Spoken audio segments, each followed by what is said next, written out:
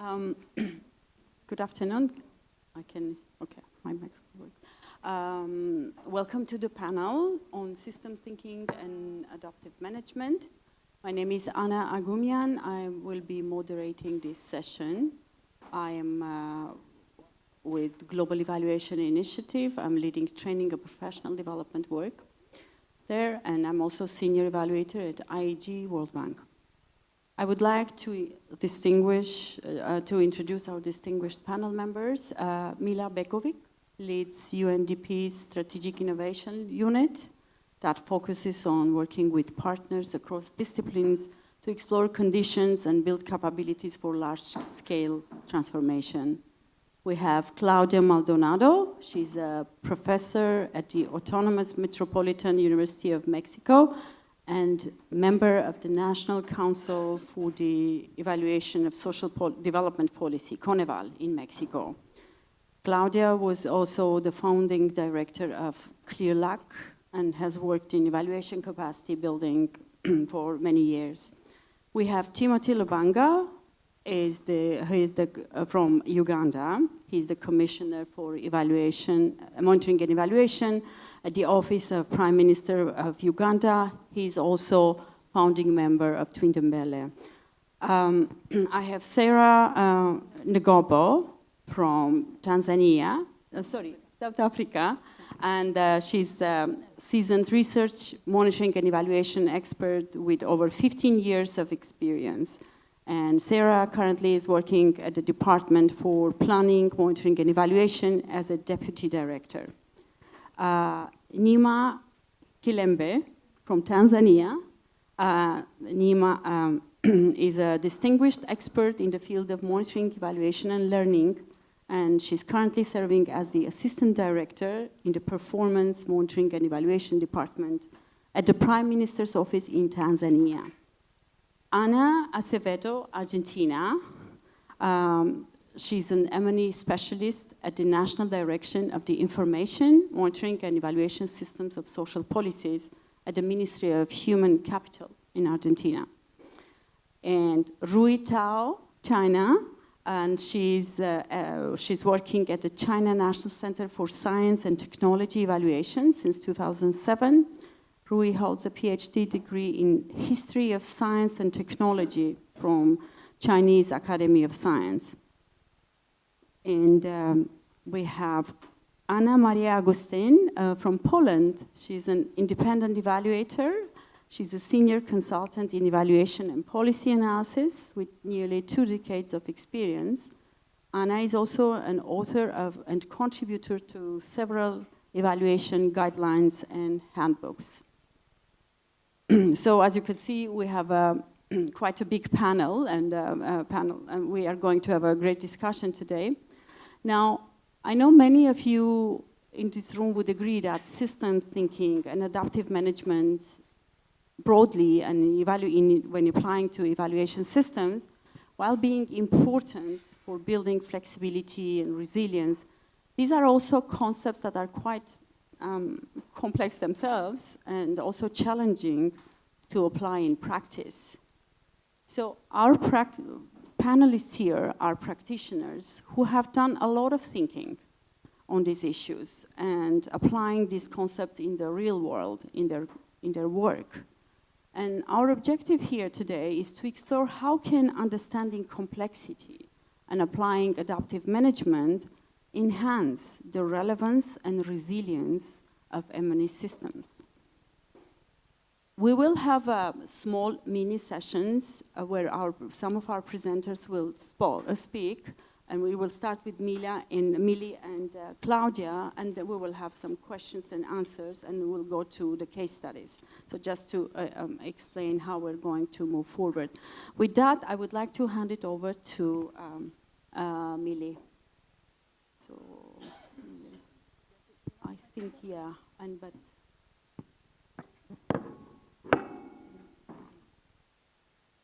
Okay, maybe while the slides are starting, my name is Millie. Yeah. Perfect. Okay, so I'll walk a little bit if you don't mind. Yeah, which way? Okay, just press here. Okay, super. So I work for UNDP. I don't come from the field of evaluation, so I say that up front in case I say something that particularly irks you. Please feel free to call me on it, and we can have a conversation. And I also have a 14-year-old and a 10-year-old at home who continually want to understand what it is that I do for life, for living. So as Anna said, I am challenged to not use words like systems theory and uncertainty, but words that what they say are not something as blah, blah, blah.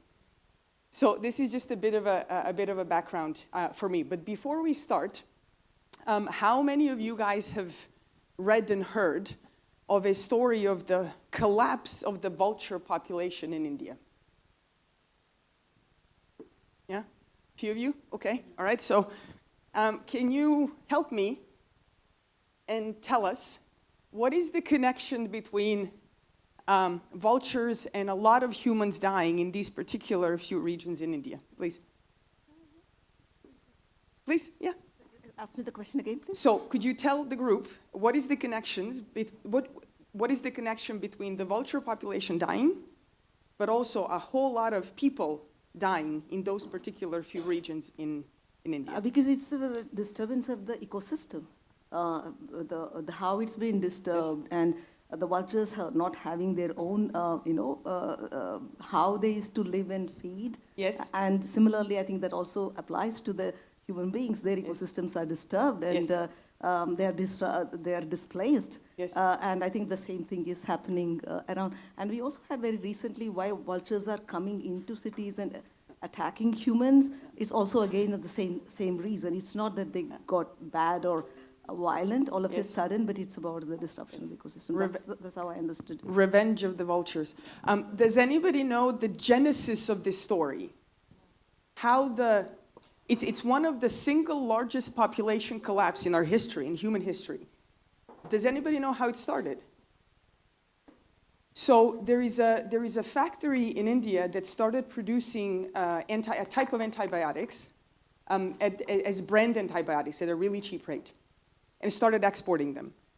Among others, the veterinary services in that particular region started using that form of antibiotics to cure the cattle and other forms of animals. Now, what happens is that antibiotics has a part to it that's absolutely mortal to vultures. If they ingest even teeny tiny parts of it, they die. So as animals died, vultures were feeding on their carcasses, they themselves dying in the process. And as we saw the vulture population completely collapsed, the diseases started circulating more freely from the carcasses in the society, leading to estimated 130 to 150,000 people in these two regions dying that year, more than the baseline. Now, you can dispute the statistics and the methods that they've used, whether it's 130 or 150 or 50,000, it's still a whole lot of humans dying. Now, if you've run a project about health, or about ecosystem services, or about biodiversity, would you have been in a position at the beginning of that project with your little log frame, or maybe we use a lot of log frames in UNDP, so I can say with our little log frames, to predict what was going to happen 18 months later? No. I mean, you guys are shy to diss on UNDP, please do, but no, we would not have been able to. We simply did not know. With most of the processes, let's see whether I can navigate this. Here we go. Most of the systems and processes that have evolved in UNDP, but not only UNDP, I will make an argument that this has happened for the development and public sector at large, have evolved over our ability to deal with risk, where we can calculate likelihood of something happening, where given enough expertise and money, we can build standard operating procedures and get to the result. But the vulture story is very much into the uncertainty space, right? Where, the three most feared words in public and development sector, we have to say, I don't know. And if I say, I don't know, it doesn't mean I throw my hands up, but then the question becomes, how do we organize ourselves as evaluation experts to make decisions and shape decisions in contexts where we don't know? So maybe 3 arguments to make here, right? 1, we tend to use a lot of tools and know-hows that have evolved into the world of risk for the world of uncertainty, and applying them to an entirely new class of problems like vultures collapsing. I have 1 more minute, so I'll really speed up. So that's 1. These new class of problems are new because any action has an unforeseen reaction. We cannot predict what happens, and we are the problem. So we are not in the traffic, we are the traffic. Right? And probably the 3rd thing for you guys, I've been thinking about not being from the field, maybe I get to look at it with somewhat naive eyes. When I think about the intelligence sector, which is very much premised for safety and security, right? In all your countries, there are strong intelligence sectors. I almost feel that your practice ought to evolve into an intelligence sector for public good. Because the frequency at which we need to sense and understand what's going on in the field and produce insights that shape actions of policymakers needs to happen at the same cadence that it happens currently in the intelligence sector, but mainly for safety and security of the nations. This is where I see you guys as a field moving into. In UNDP, just as a plug, for us, this is a big shift from projects to portfolios, meaning from a world built on delivery and predictability and stability to the world of not knowing. We have evolved some of these ways of working across 70 countries, including starting in Uganda right now, Tanzania around youth, and many others that are sitting here, trying to turn abstraction, often of systems thinking and system change, into practical field. And this is the last slide. The one feedback that we've had, the one insight that we have over the last 4 years, this isn't just about changing one thing. This is about ultimately institutional change. Our institutions need to fundamentally change the way that we make decisions, that we fund, who we hire, how we work, if folks like you are to produce insights and learning that will continually shape decisions of your leadership. And I'm looking forward to hearing the case studies, which are fantastic, by the way. Thank you so much.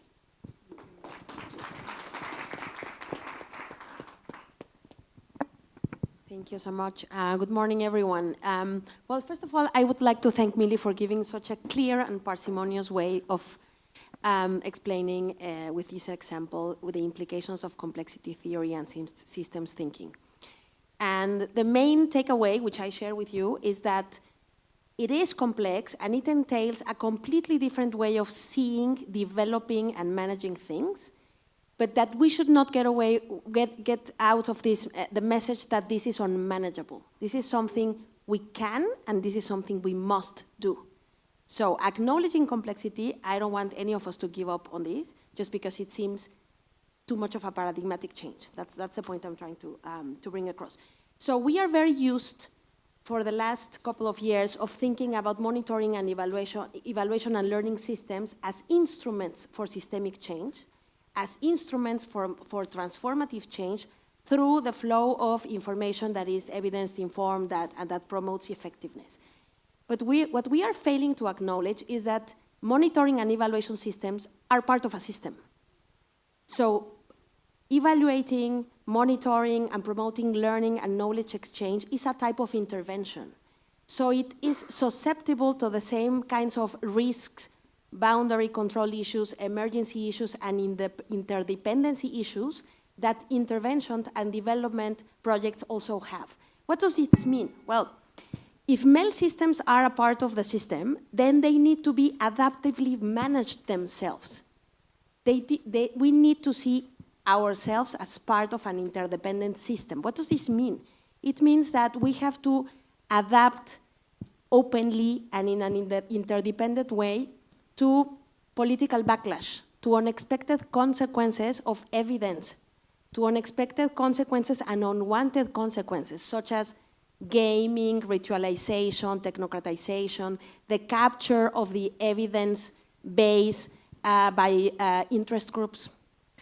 The attack on evidence and the legitimacy of rigorous scientific and pluralist methods to address questions of effectiveness and to effectively contribute to public speech and to public discourse. So we have to be aware that monitoring and evaluation systems themselves have to think about how to adapt, how to survive, and how to have a more realistic and complexity driven understanding of how to institutionalize the use of evidence for decision-making in democratic policy-making. What's the point I'm trying to make? If we use these elements to think of monitoring and evaluation systems, we have to consider that if we are talking about systems that aim to speak truth to power through evidence, to promote effectiveness, we are thinking of these as systems who are trying to change the rules of the game in favor of the vulnerable. We have to be aware that this is going to bring backlash because we are changing asymmetries of power through changing asymmetries of information in favor of effectiveness, the most vulnerable, and the usually invisibilized groups in society and in politics. And this is going to create backlash. So we have to be aware that we need to build evidence, capacity, and institutions from a realistic perspective, understanding that if we really do our job, there is going to be backlash, and understanding that our theories of the institutionalization of capacity building and of evaluation cannot be linear or simplistic. They have to acknowledge complexity and systems thinking as much as the policies and the methodologies that we are trying to embed in the government machinery, as was discussed yesterday. So what does this entail for us? Well, first of all, we need to think of progress in a different way. We have to acknowledge that sometimes doing your job entails backlash, and there can be setbacks. And that doesn't mean that we lost the battle. It means we are aiming at transformation, and that creates a different political economy. It also means that building strong, long-term resilience, adaptive capacity is a long-term investment. It is not only in institutions, it is not only in governments, it is not only in a community of practice, but it goes well beyond into the larger social fabric. Society, organized civil society, beneficiaries, usually marginalized groups, et cetera, et cetera.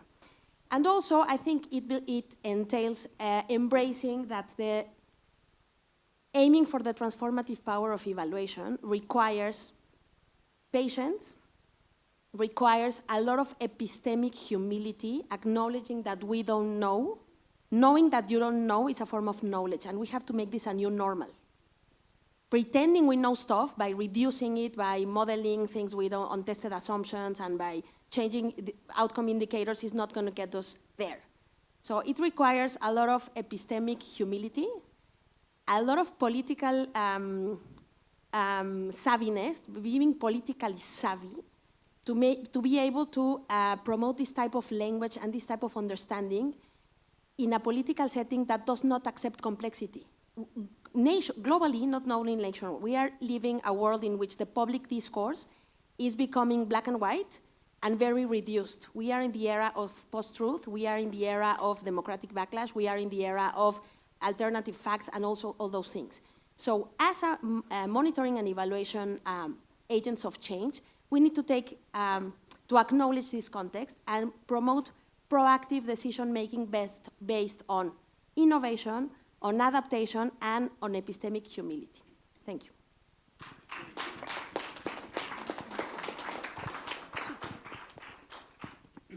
Excellent points. Thank you very much, Millie and Claudia. That kind of set a stage of this broader thinking about systems and system thinking and embracing uncertainty in a way, and how evaluation system should be, how we should think about evaluation systems in this broader picture. I have two questions to Millie and Claudia, and then we can move forward, getting from insights from you. So, Millie, you said that you're not an evaluator, but of course you cannot escape in this room. There is no way. We need to ask you a question about evaluation. So, what about evaluation? how can we ensure that evidence coming from national evaluation systems foster a more holistic understanding of the complex challenges countries face, rather than that compartmentalized, projectized view we have? And the second question, maybe Claudia would be more suitable for answer, is how can a deeper understanding of complexities and interdependencies among socioeconomic, political, environmental systems help in designing adaptive strategies to improve resilience of evaluation systems? How can we integrate better into that political economy where all these things are happening? Thank you. Yeah, so maybe I can pick up on that first one that you said is for me. Three points that I think come to mind for me. One is changing the type of evidence that we collect to help us create new frames of understanding of the problem. What do I mean by that? So instead of asking what is the progress that we're making, the question really to me is what is it that we're learning? We work with a number of countries in the North Africa where the issue of youth migration is huge. And young people are identified to be up to 35. It's a pretty big sample of people whose life changes quite radically in 17 years between 18 and 35. Now, what we've learned, but the only reason we've learned is we try to put ourselves into the shoes of intelligence officers, so to speak. By bringing together different groups of people, we learned that something happens to young people at the age of 23. So the psychologists told us that the instances of anxiety and depression go up at this age. Private sector told us that they drop out of internships. And then immigration officers kind of confirmed and said, indeed, when people do leave, they leave around this. We don't know what that means. But the point is, we would not have even thought to ask what happens at the age of 23, at 24, 28. Now we have a data point that we can do something about. And the only reason we got to it is by asking, what is it that we're learning? Also, when somebody asks me, what is your performance? How are you progressing? I have an incentive to tell them that I'm doing well, right? You're kind of asking me to game the system. So I think one point is changing, or rather complementing, the type of evidence and the speed, the clock speed at which we're getting it. I think to me that leads to the second point, which is, again, coming as an outsider to this practice, really changing the role of the national evaluation systems and shifting it from kind of accountability to results and that progress to accountability to learning. There isn't a week that goes by that we don't see contradictory newspaper articles about AI. On one side, AI is going to displace millions of jobs. On another side, it's going to save a bunch of public sector money. Then we hear that Google and Facebook are underreporting their emissions. Now, if you're a minister, what do you do with that? What do you do in terms of investing into capabilities of public sector? What do you do in terms of a meeting that you're about to have with an AI company who is about to peddle something to you, right? You need a national evaluation system that's going to help you process what's going on, make sense of what's going on, and help you shape decisions, knowing that they're going to evolve over time. And lastly, I think, the third point, if you can at least agree to some of the tenets of my first 2 points, is I think this starts changing the relationship that governments have with evidence.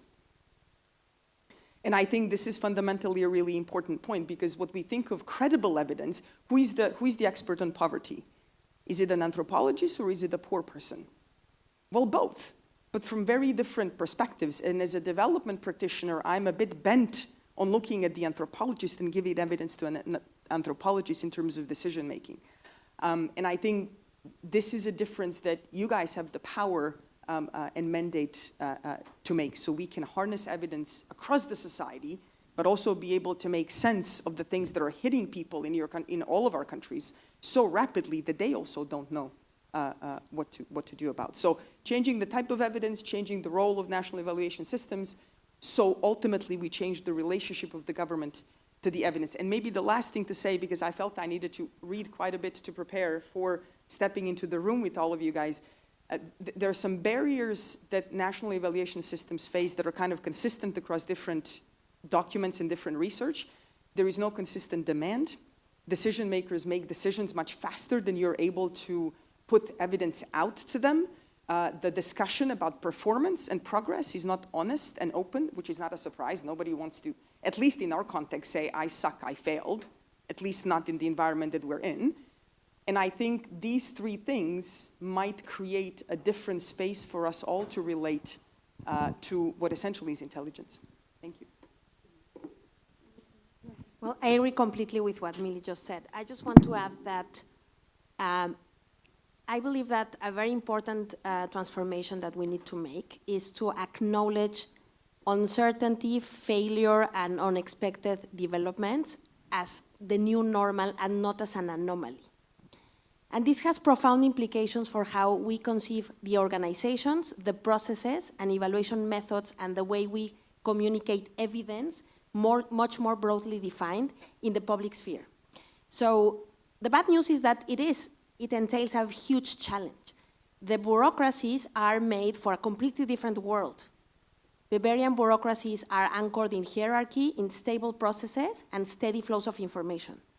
We cannot produce this type of evidence and responsive management with institutions that work in silos instead of acknowledge interdependence and emergence, which implies that maybe you need 3 ministries on board and then someone who is not a minister, who can be a beneficiary, or someone completely new from the tech industry that is all of a sudden embedded in a public issue on a social or a socioeconomic dynamic. So this notion of emergence means we have to be able to put other actors and other flows of information on the table in very short notice.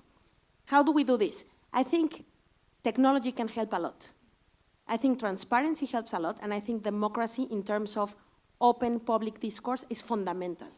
We cannot get beyond hierarchy and mechanicistic processes of evidence building if we don't have a lot of embeddedness in social concerns and demands, which entails acknowledging diversity and the conflict, because we are very unequal.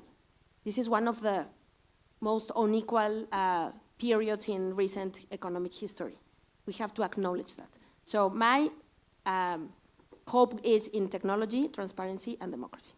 Can I just, 1 second. So what we've just talked about, let me make a plug. On Thursday, our team is going to run a simulation-based exercise where we will take a number of colleagues who have already signed up through this process of unpacking system change and the role of evidence and more dynamic evidence on it. If you haven't signed up, please do. It's a lot of fun. We've built it with mayors and public servants in the national government from countries around the world. So it's very sort of couched in realities of the bureaucratic sector, as you point out, that we live in. Thank you very much. Fascinating discussion we're starting.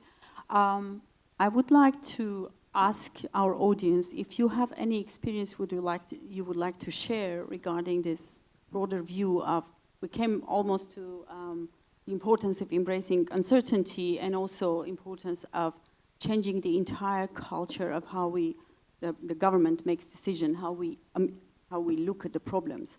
Do you want to share any insights? Anyone?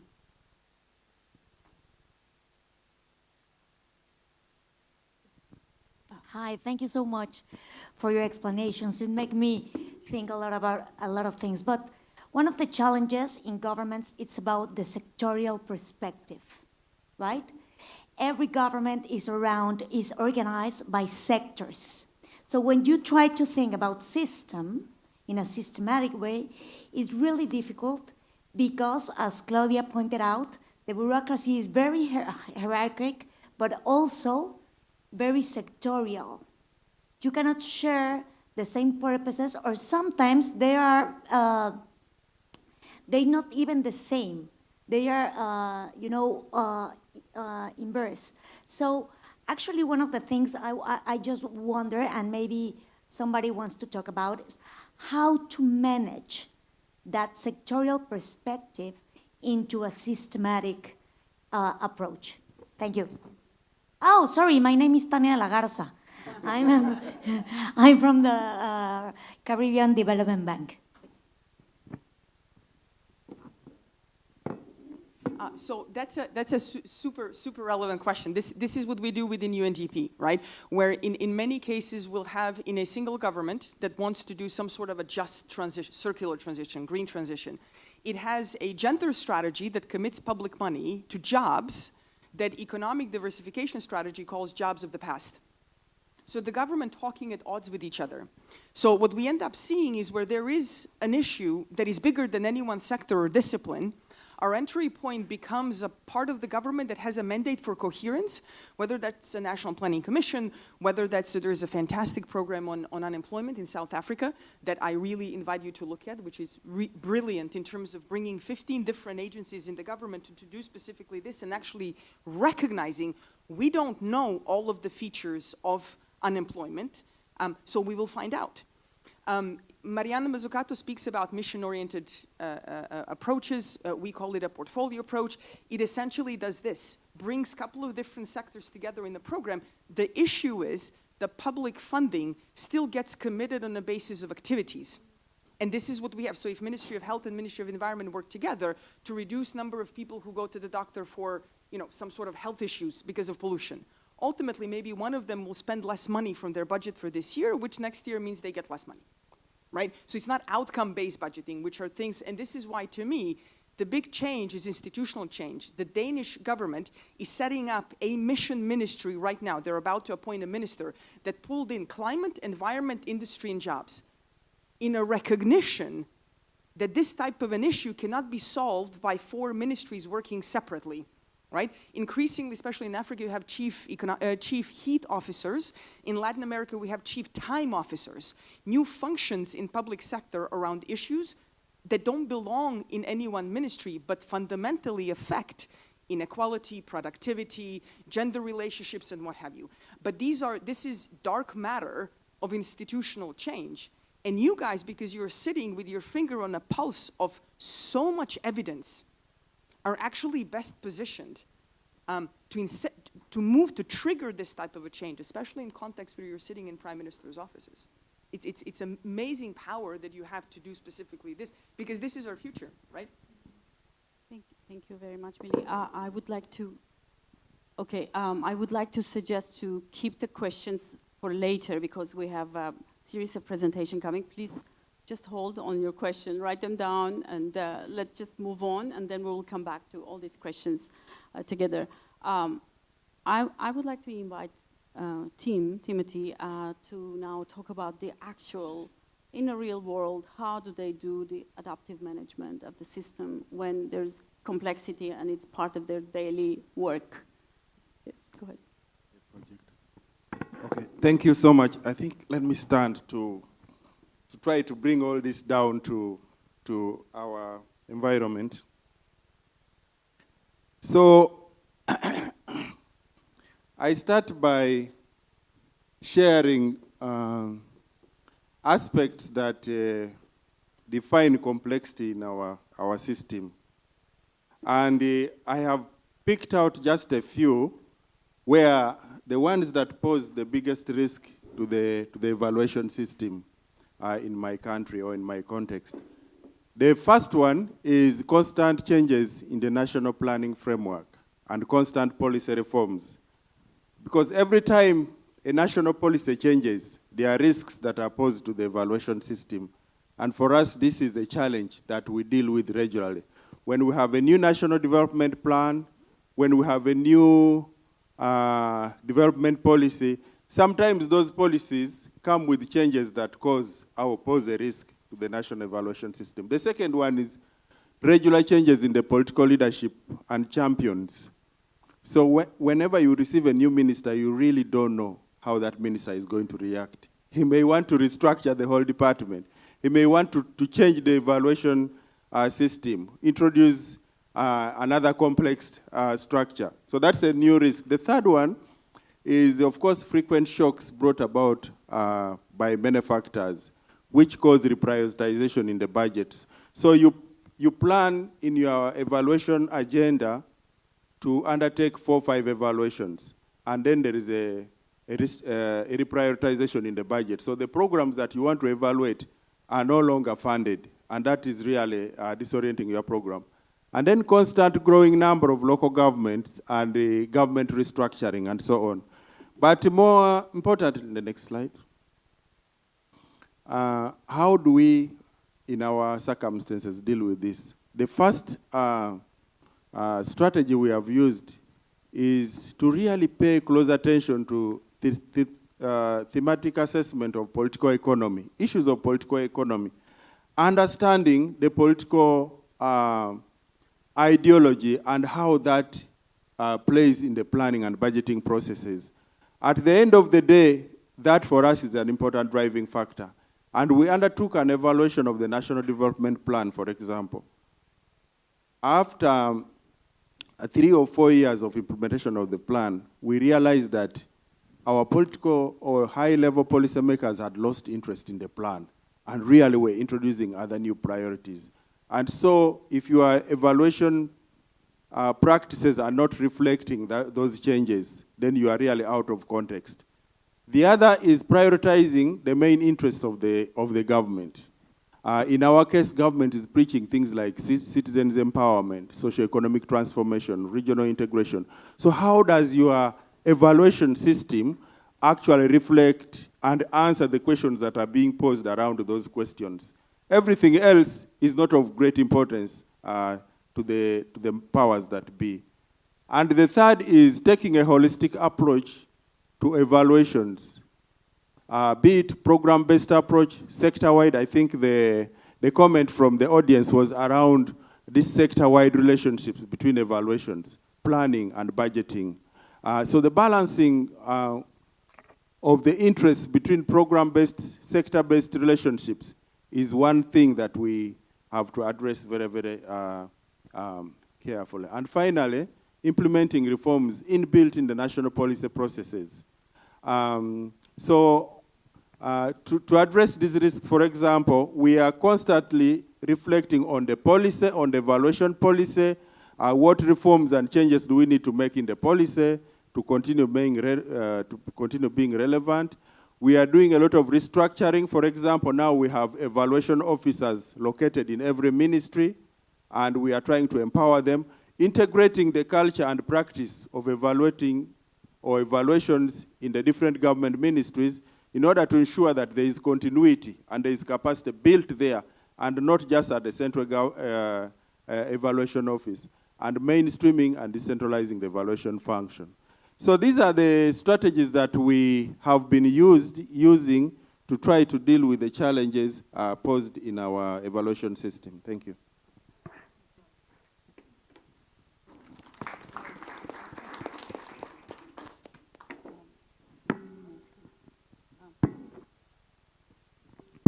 Thank you very much. I'll bring the South African context. Next slide.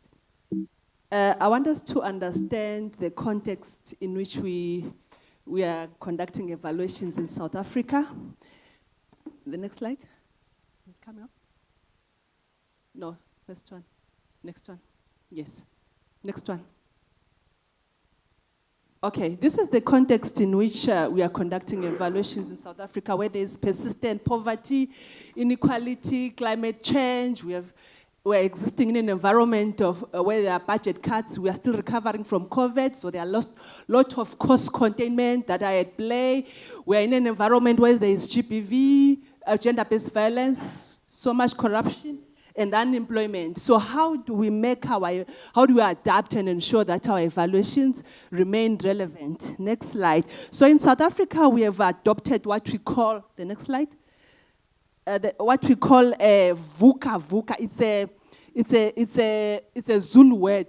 It's an abbreviation in Zulu, which literally talks about us responding to a volatile, uncertain and complex and ambitious nature of the world that we exist. The uncertainties and volatilities of the last several years call us to wake up. So this is really a call to wake up. It's in Zulu we say siyavuka sisebenzele ikusasa, like wake up quickly and respond to these dynamics that are happening. So how do we navigate complexity to agility. So we need to adapt collaborative and innovative approaches to M&E practice that will help us to collectively steer South Africa towards equitable and sustainable development. How do we make sure that sustainability is possible with resilient M&E systems? So I'll also provide a case study of South Africa. The next slide. So how do we use the OECD criteria versus context-specific evaluations and indigenous knowledge system, ensuring that there's meaningful involvement of communities and also identifying areas of leverage? How do we ensure that stakeholder engagements happen to facilitate feedback? And and now we are these developmental challenges versus the volatile world. So I want to provide a case study of a program in South Africa that was evaluated. The next slide. Okay, this is a case study of a case in South Africa. There's a place in South Africa called Delpan. It's a wetland. So, like I mentioned, it's an area where we are besides the rains, we have challenges in South Africa because of climate change or floods. So this place is in a wetland, and so government had to do its studies and realize, no, these people really needed to be moved. But an assessment was done to deal with the aftermath of the flooding. So the best intervention then was to relocate the residents to an area that was safer. So on assessing that, residents were not willing to move because there were graveyards around the areas. So you know, in Africa, there's that connection with the ancestral world. So they were worried about dead people than themselves, you know. So they were not, so it really had to make government to identify areas of leverage. So they had to work with community leaders to facilitate negotiations with the communities for them to move. So it's also about identifying who to work with so that negotiations could be moved. So how did this program eventually turn out? The next slide. So the issue of movement was not only a human settlement issue, but when you move people, you also have to think about other amenities, the interconnectedness of sectors. You have to think about when you're moving people, it means you have to also provide other facilities like your clinic. So it really became a comprehensive intervention where a clinic was also built, early childhood development centers were built, roads were built, and even places of employment were built. But one has to think about such an intervention in the kind of a context that we live in terms of do we have sufficient funds? Because floods are not only isolated to that place, they are quite widespread throughout the country. Is the government going to be able to respond in such a way in all areas where when they move people from wetlands, then they have to look at other amenities that they have to respond to? I thank you. So now to Neema to present a case study from Tanzania. Thank you everyone. My name is Neema, and I'm very excited to have this opportunity to share experience from Tanzania with you. And this is the first time attending NEC, so I would like to thank also NEC organizer for giving me this opportunity. Yes, Tanzania is operating, is in different stages of operationalization of evaluation systems. However, we have certain complexities on its operation. Now, I'll start by citing some complexities on the evaluation systems. First of the complexity which we are facing is the limited evaluation capacity and the skills of our people in the public institutions. Now, this challenge was backed up. Actually, we were doing some assessment, coming with these findings that we have the little capacity. We did monitoring evaluation, staff capacity assessment last year on April. which we had the finding that only 34% of our public institutions had capacity for conducting evaluations. Now, this is an alarming, actually, for us, government, and also other stakeholders to come in on the area of capacity building. Then this is the findings of all of the components which we were assessing our staffs. Now, but the most areas which we had actually the need capacity development to our staff, basically on evaluation techniques, using quantitative methods, qualitatives, working out with evaluations, working out with M&D results or logic models, learning from results, work out on M&D frameworks, and also evaluating the value for money. Now, what we recommended that we need an entire M&D ecosystem assessment to establish actual status of the government in designing, constructing, and managing the M&D system. And this one we are doing with Claire now, and we have expanded up to Zanzibar. Claire and UNICEF are supporting us to do the entire assessment of our capacity of the staff. Now, we need to establish an adaptive M&D capacity building approach, which recognizes the complex and dynamic M&D technical context requiring continuous learning for stakeholders, decision makers, and beneficiaries of the M&D process and the results. So from this,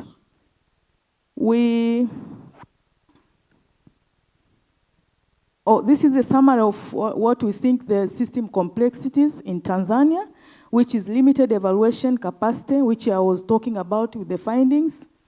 Also, poor integration of evaluation results into decision making. Inadequate resources, mostly financial and the human resource. But we have uncoordinated institutional structure and inconsistent data quality and evaluations. Now we have developed our five-year national monitoring evaluation strengthening program, which we will start implementing from next year. On that program, we have about 6 areas which we think we can implement within the 5 years to improve our evaluation system within the country.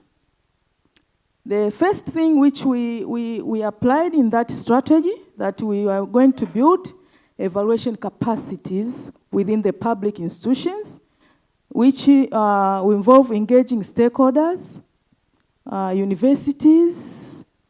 For example, we have engaged also Claire. They have supported us to build capacity to our director of monitoring evaluations in every ministries. They did that on OECD DAC criteria. And also we need to engage leadership buy-in in evaluation system is very important. So for us, we conduct forums. For example, we had M&D Week this year in Zanzibar, of which we have about 764 participants from within, and most are the public servants. So we are trying to build that capacity to our staffs. And another thing is improving institutional structures, that we have independent M&D units, but also we are in the process. And these independent M&D units are even at the level of the local government. And now we are in the process of developing M&D cadre in the country. We want to professionalize monitoring evaluation. So we need officers from the employment. Since employment, we need monitoring evaluation officer. So we are on the stage of developing M&D cadre. Another thing which we did is prepare evaluation guidelines. When you go to our website, Prime Minister's office, you'll find evaluation guidelines. One we did with CREA, they support us on that national evaluation guideline. Also, we have integrated monitoring evaluation guideline. This is, we want to try to build standardization evaluation practice within the public institution. Okay. Another thing is we are on development of the government-wide monitoring evaluation system in collaboration with the National Bureau of Statistics, but other government institutions, or so as to have to capture, install, and process data in all government levels, which will improve data availability and quality. Also, we are preparing annual government performance report every year. We want to encourage feedback mechanism within the government. So we want to show that to show the implementation of policies, plans, strategy, and programs and projects.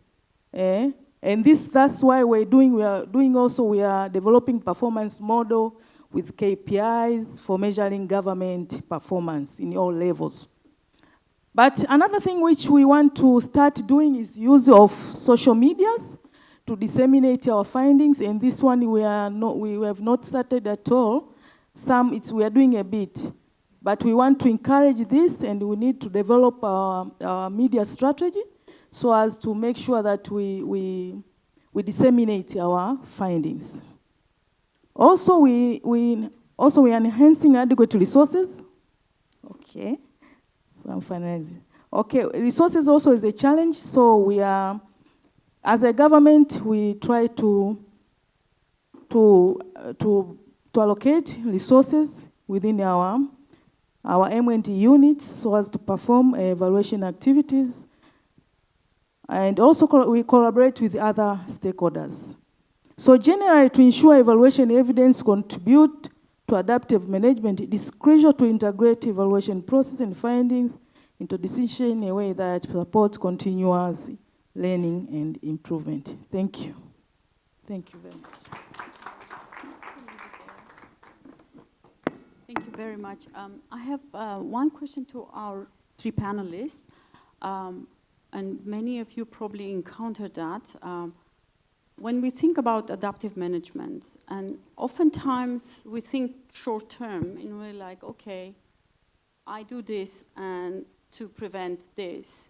How we avoid that, like short-term project adjustment and be able to think long-term, what Claudia was talking about, right? Like preparing the system to be really agile and adaptive to even the political upheavals that might happen. How do you think strategically? What do you do to make this happen? Not just, responding to the immediate stimulus and say, okay, I need to tweak this to make it differently. Let me take it first. Thank you very much.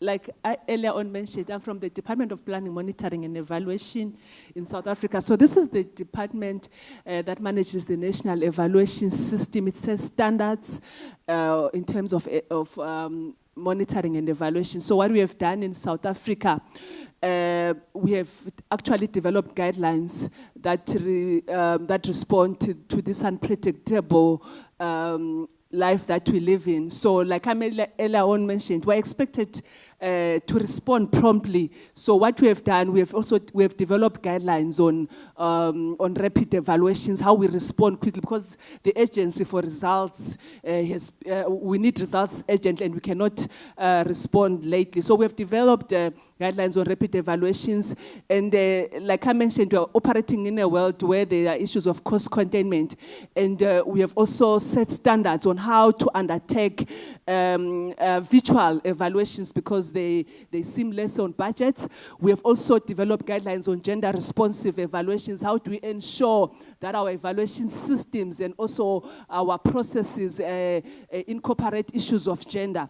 We have also developed a guideline integrating a transformer transformative equity criteria into evaluations for promoting transformative systematic change. So these are the things that we have done as the Department of Planning, Monitoring and Evaluation. We've also developed a guideline for applying the climate and ecosystems health criteria in the commissioning, design, and implementing of evaluations. Like in the example that I provided, when you are responding to flood, how do we integrate and not place a separate program, like the issues of floods? At times, you just want to empower municipalities to integrate issues of climate change into service delivery, because many times it's about them cleaning the water drains. But if they don't clean those, then issues of flooding will continue to persist. It's not about developing disaster management guidelines just for that, but how do we integrate this into service delivery? Thank you. Okay. So, short term versus long term. The thing with the evaluation systems is that you need to be felt. At least with the national evaluation systems, you need to be felt across the whole government. And if you can develop the power, the clout, the effectiveness to be felt across, then your reforms are likely to be longer. So for us, one of the things we have done is to institute a mechanism for following up implementation of results. I think we have cried for a long time that we do commission and undertake evaluations, and they are not very used. Utilization is low. But if you can demonstrate that for this evaluation, we were able to follow up the implementation of the recommendations, and these are the changes, then you are felt. And by being felt, the culture is more inculcated across the sectors. And for us, that's the mechanism for long-term effectiveness. The second is the issue that was presented by my sister from Tanzania on establishing a cadre of M&E across the sectors. Because the risk we have seen, at least I've seen in many African countries, many Twendembele countries we work with, or we collaborate with, is that you have a strong national evaluation office, but very little is going out elsewhere in the sectors. Now, the risk with that is that any shocks that affects the national office makes the function, threatened across the public sector. So this decentralization, this institutionalization of the function ensures that irrespective of what happens, if I'm removed as a champion from the national office, there is capacity already established in the Ministry of Health, in the Ministry of Education, in the Ministry of Water, and they will continue to commission and undertake evaluation. So that point around institutionalizing, mainstreaming, establishing a cadre, for me is an important one. And then there is one which looks very obvious, which is my last point. It's just around capacity building to be able to commission and conduct credible evaluations. The more you are able to develop the capacity to conduct good, credible evaluations, the more you are going to influence the budgeting processes, for example. And once you can sit at the high table with the people who decide the resource allocation, you have longevity in existence and relevance. Thank you.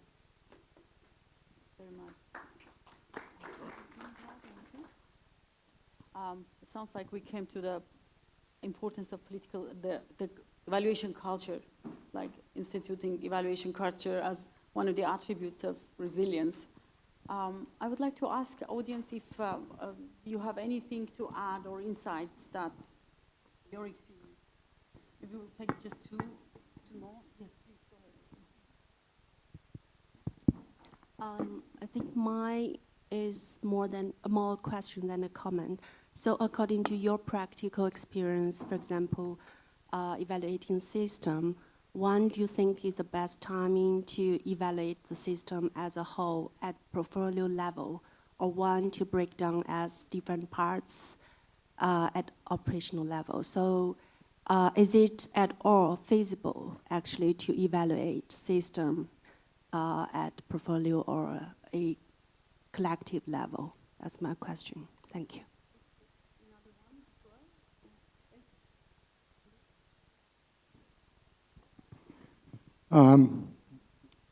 My question is probably going to sound like a downer, but let me just backface it and say I'm very optimistic that we can address this, and the discussion in this room is helping. One fact we have to face is that 2030 is a time when we're going to cross environmental thresholds, particularly in biodiversity and atmosphere, that are irreversible. So that's a crisis time affecting the possibility of life on Earth. And it's one evaluation cycle away. Projects initiated now won't be evaluated until after 2030. So it introduces the concept of urgency. Less than 5%, or our best estimates, less than 5% of evaluations deal with environment and sustainability and climate. And the evidence we have so far is that 3/4 of the projects leaving the gate, of development projects leaving the gate, are going to harm natural systems. So how do we stop? How does monitoring and evaluative thinking move up to the front to stop these 75% of projects causing harm and save the tremendous waste on scarce national resources spent on projects that are going to end up undermining development, sustainability, and the possibility of life on Earth? Very much. Who would like to take the first question? So on the when is it a good time to evaluate the system holistically? Anyone from the panel? Yeah. Just very briefly, this is not a type of evaluation that you do over a specific time cycle. This is a completely different way of understanding the role of evaluation. So you can do an evaluation of a system, but we are talking about performing the evaluative function with a systemic perspective, which is different. So just to make these distinctions.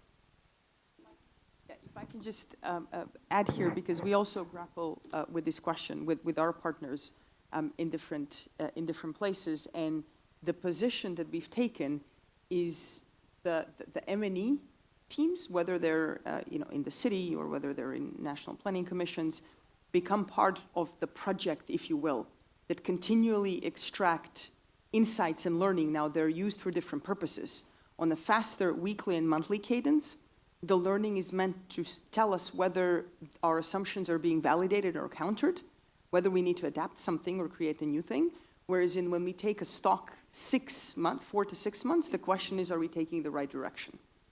So this is on top of the research and evaluation that we would do midterm and so on. Thank you. Anyone would like to take the question? Andy's question about the how, or maybe from the audience. I don't know, Andy, if it was a question or more like a comment about how M&E can help to make development, we still call them projects, more like helpful in preventing the harm that can be done by. Is there any? Yeah. Yeah.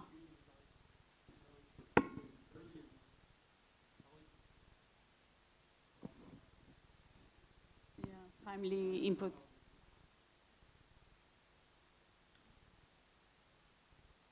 Answer? Yeah, please go ahead. Thank you very much. I think it has been a very good discussion, and some of us, we are learning in the within the discussion.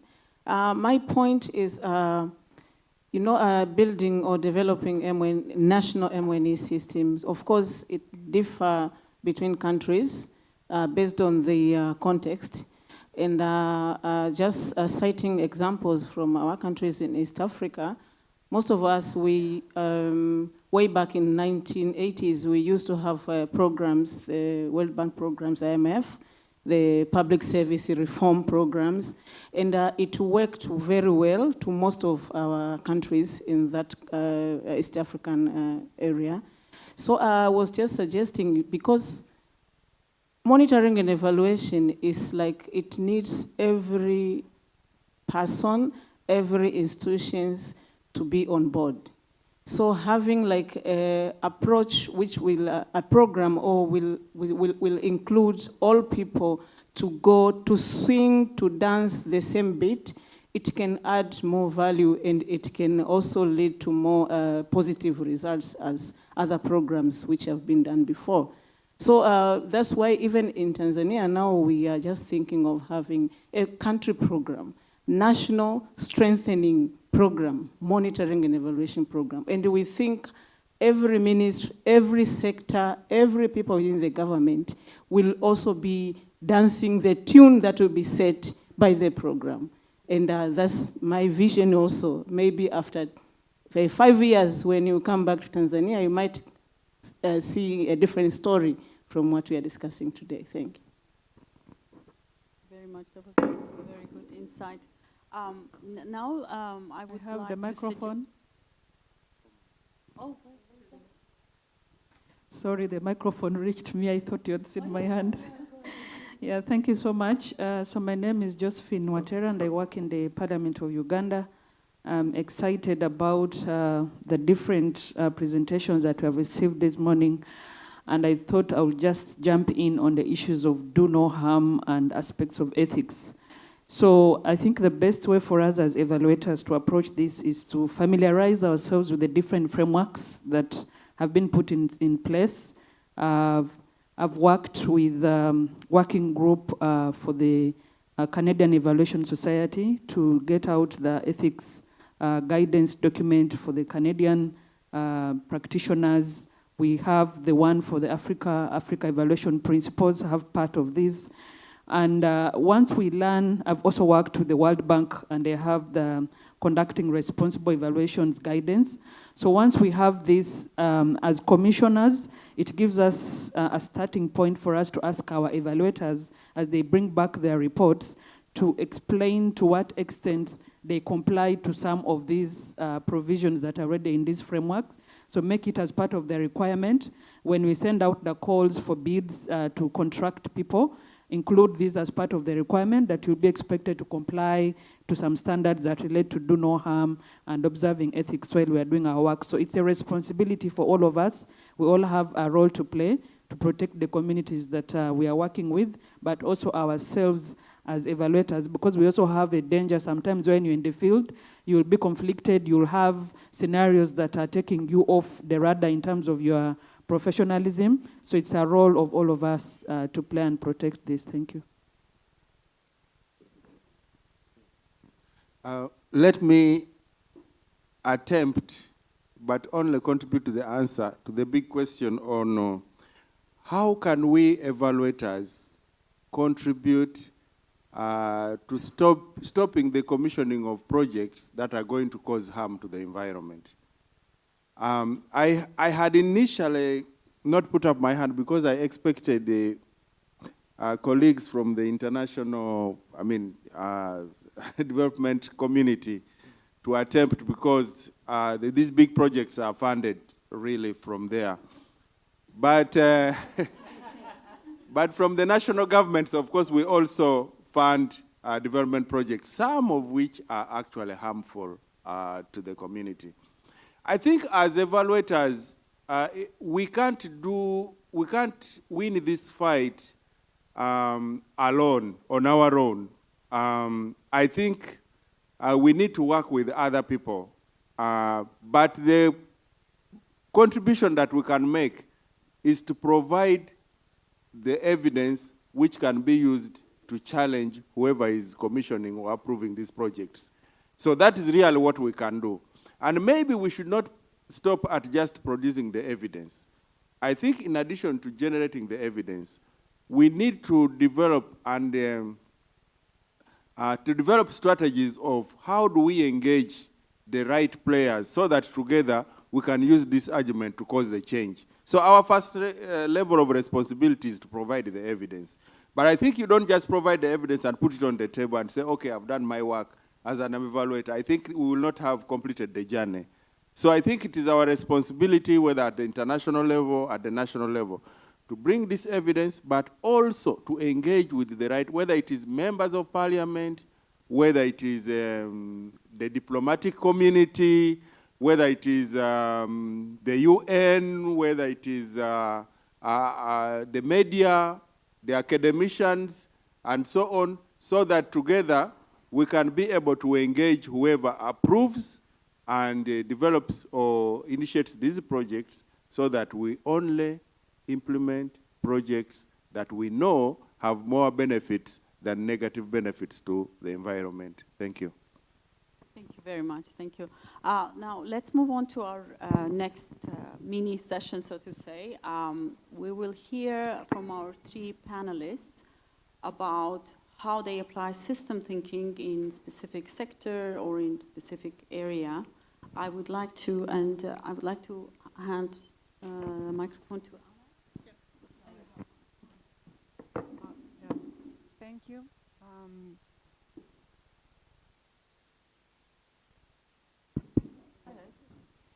Well, hello. Thank you for letting me participate in the panel. I would like to share you the experience of Argentina in developing, introducing innovations in the information ecosystem for social policies as an important tool for policy management and enhancing decision making, and how we introduce system thinking perspective in this process. Well, it helped us to reshape this process.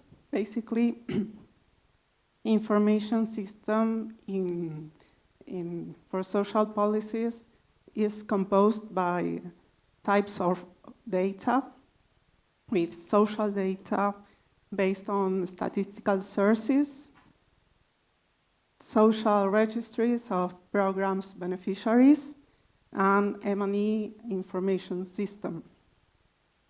So, introducing this perspective, let us understand that these components are interdependent, they relate, and they can learn from each other how to improve the evidence we make.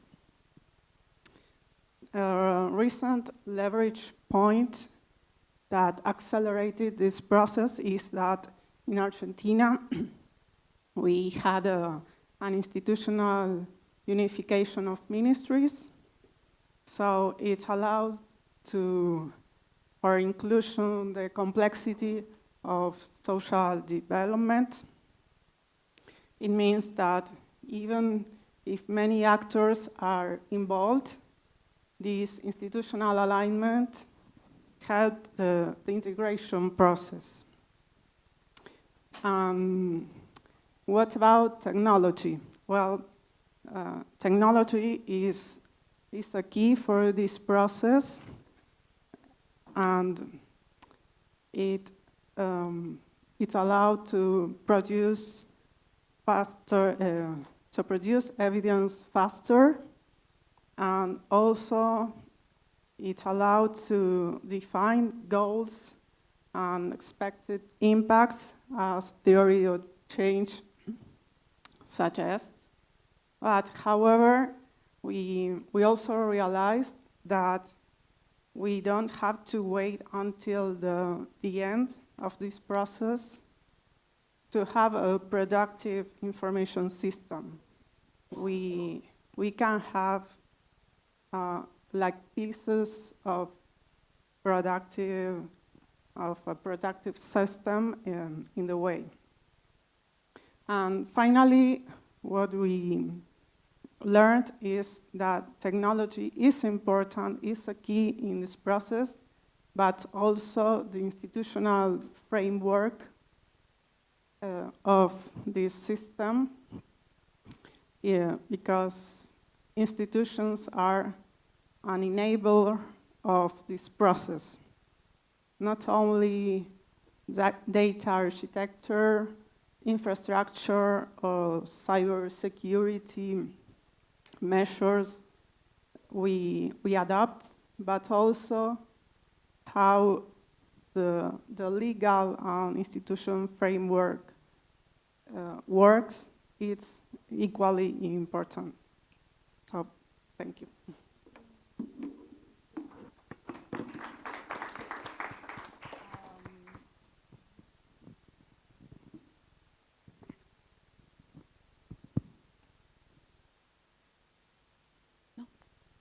Okay. Good afternoon. My name is Ritao.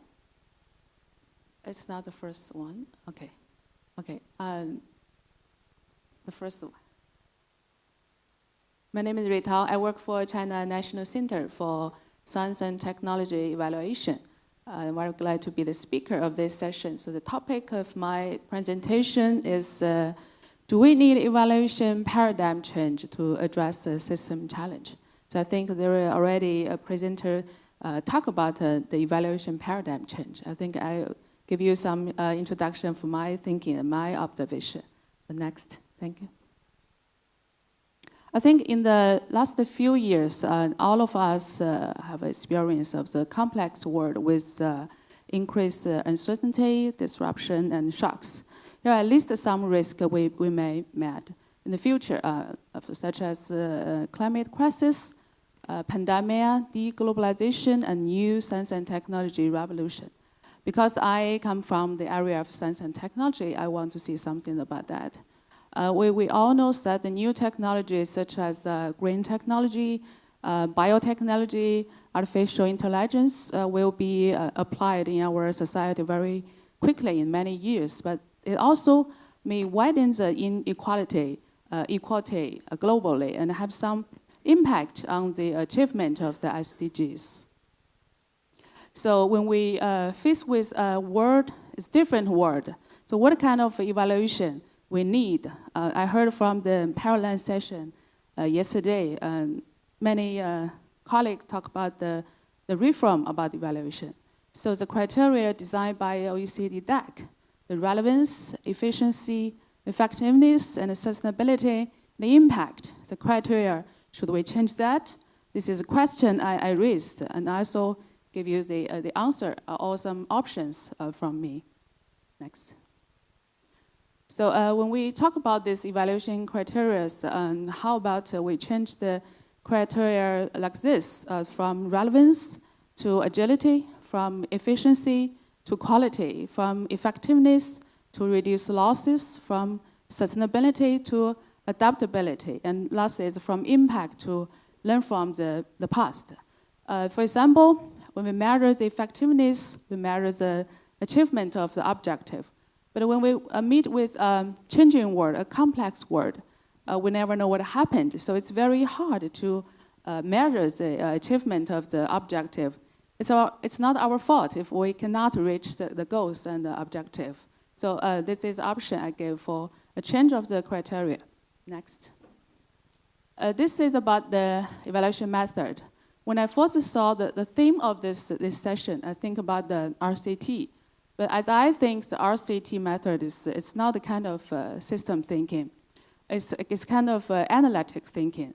So in the real world, it's very difficult to have a quarter analysis because our world is complex. So why not we change from attribution to contribution? And we pay more attention to the feedback from the different stakeholders instead of the quantitative data. And also we can borrow from the experience from Chinese traditional medicine, because it's kind of thinking, it's a holistic thinking. Holistic medicine is different from the analytic medicine.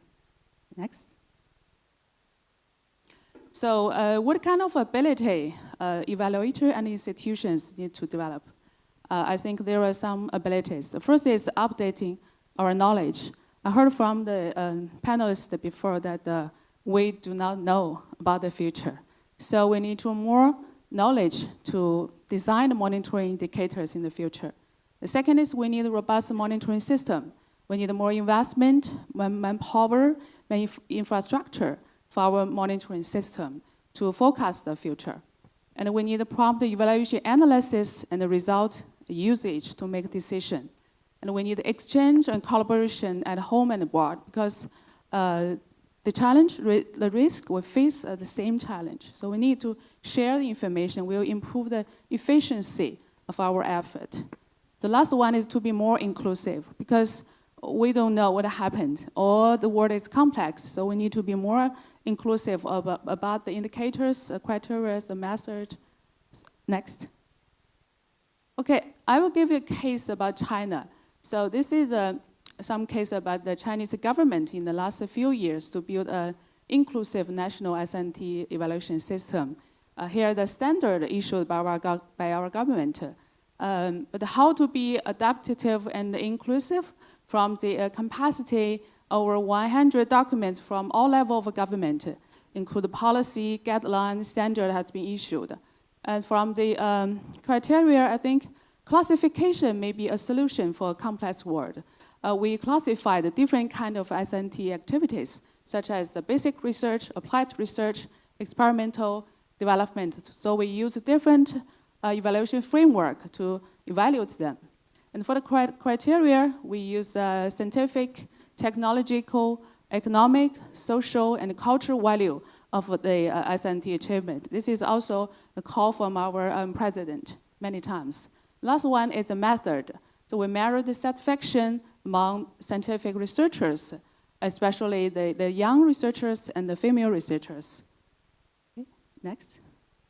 I think I will stop here. I think in the future, we evaluator could be the evaluator of performance to the shaper of the future. So let's try together. Thank you all.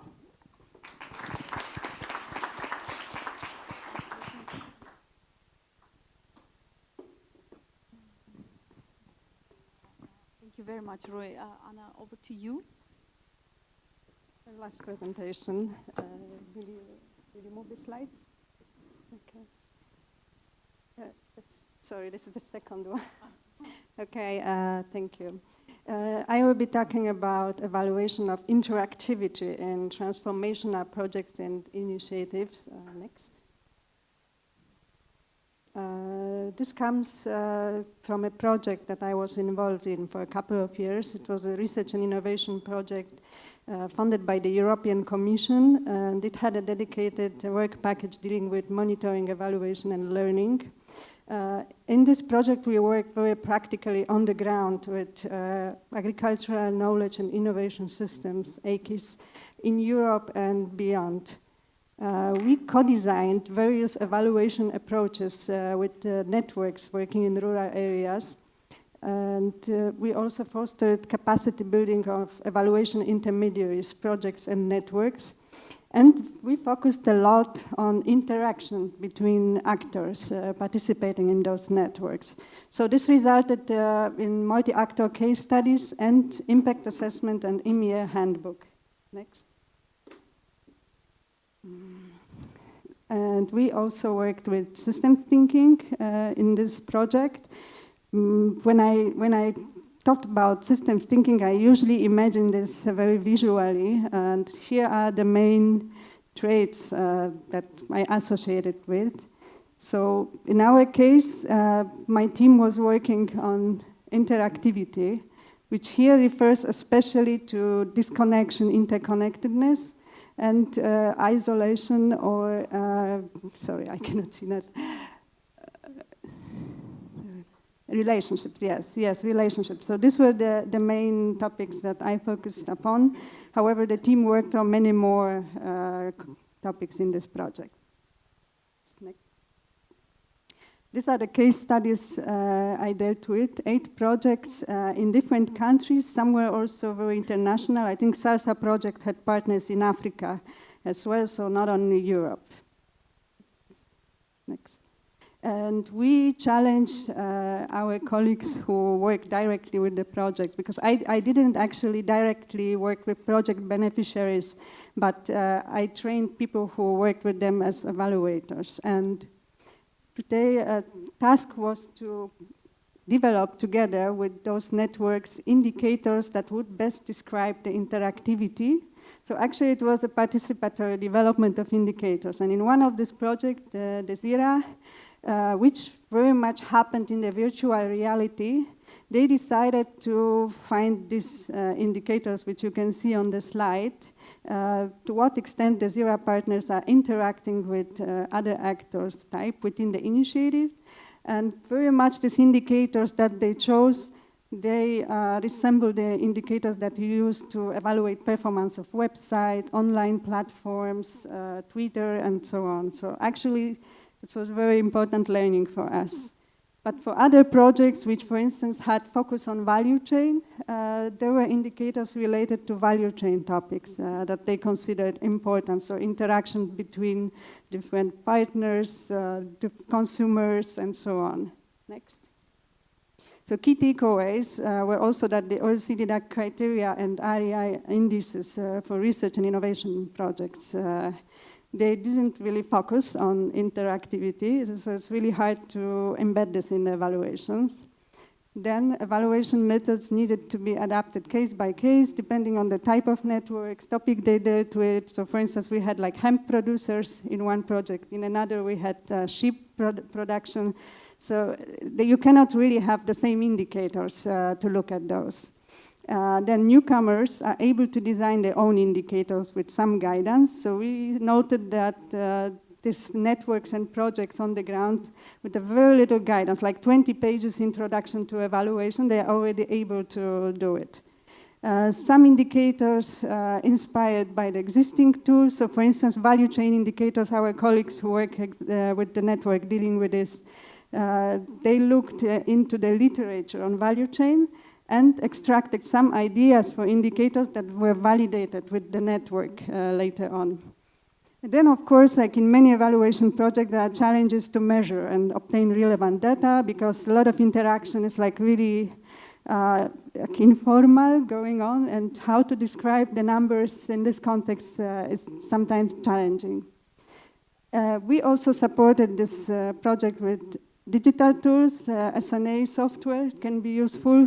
Social network analysis is maybe the most famous method and software to be used. For that, there are many options. So I think we can start with it, but there are also many other methods like outcome harvesting that was very useful here and tested by some of my colleagues. Yes, thank you. Just maybe one more slide. Yeah, there is a handbook in case you are interested. You can download it.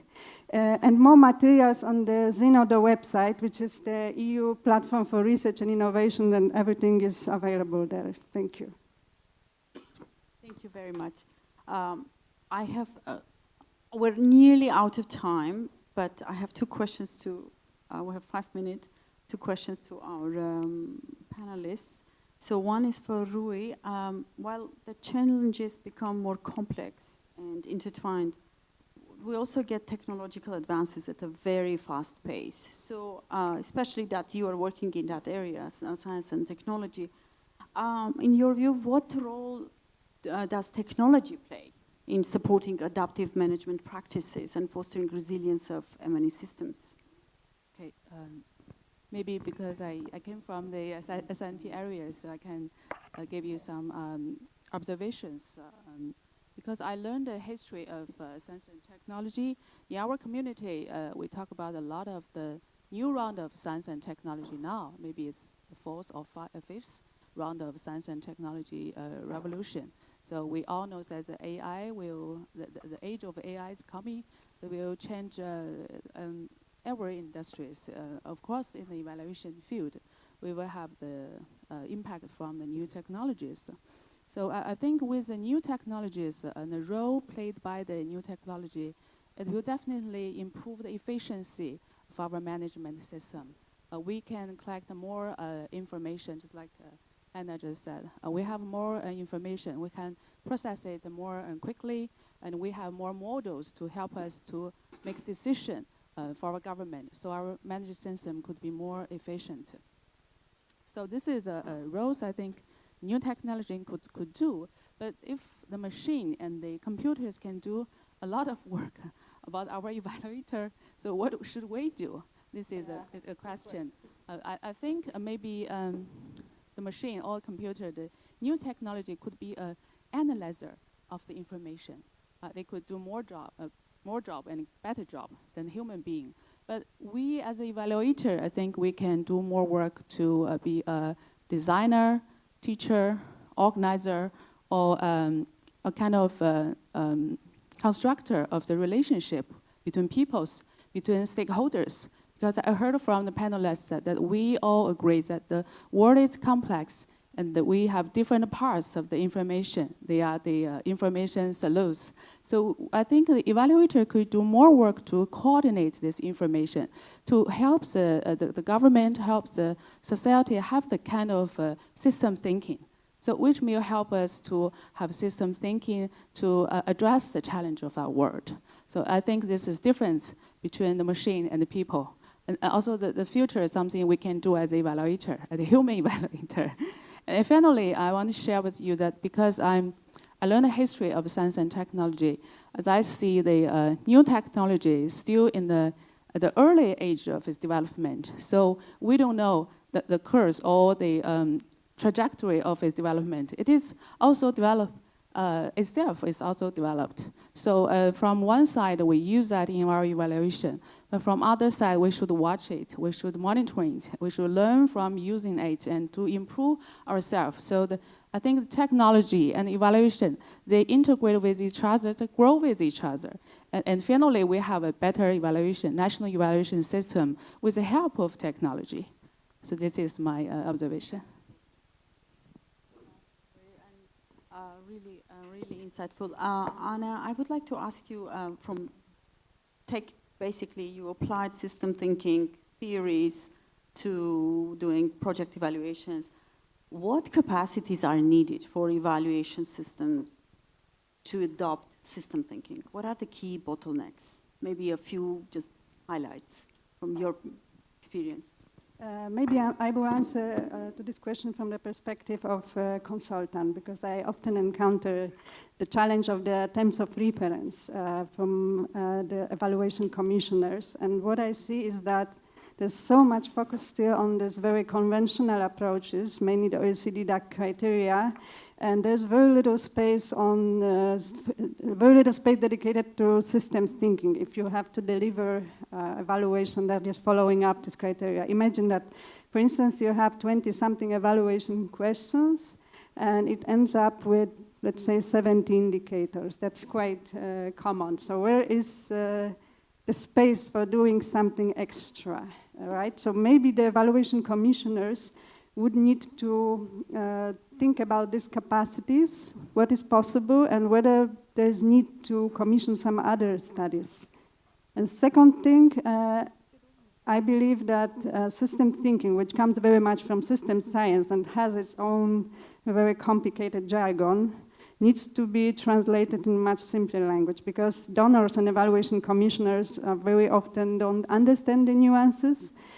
Project beneficiaries, sometimes I've seen they're already much closer to this, especially if the project applies systems approaches, because they are learning by doing, they're spending much time on it, and they can understand it if they have somebody who is able to translate it.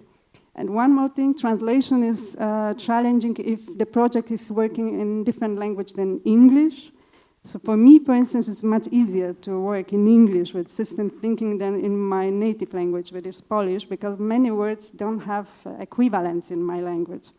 So there are many challenges, but I think we can overcome them, and I hope that there will be some good guidance notes or handbooks coming up in the future on this topic. Thank you. Now, my dear panel participants, I know we're standing between the session and lunch, and I would like to, but kind of like we're out of time, but I would like maybe open the floor, and if you have questions, and you're free to leave as well. As I said, lunch probably served, but if you have questions you would like to ask and insights to share with us, we're here and would love to hear from you.